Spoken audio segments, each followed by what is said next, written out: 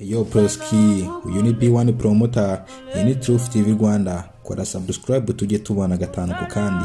Ngiye kukubwira umwe mu bantu batangaje mu Rwanda. Ushobora kuba utari umuzi, gusa uyu munsi ndakubwira ku mugabo wakoze ibikorwa bizamara imyaka n'imyaniko mu Rwanda.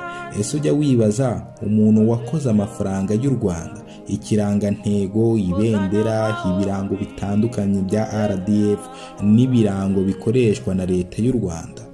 Bamwita kirimo bene cyo Alphonse. Yagize uruhare mu gushushanya inote dukoresha mu Rwanda rwa none, kimwe n'izakoreshejwe mu bihe byahise nk'iya 500.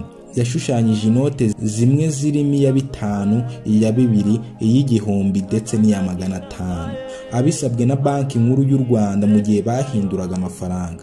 Igiceri cy'ijana cyifashishwa muri iki gihe nacyo niwe wagishushanyije, ariko mu gihe gito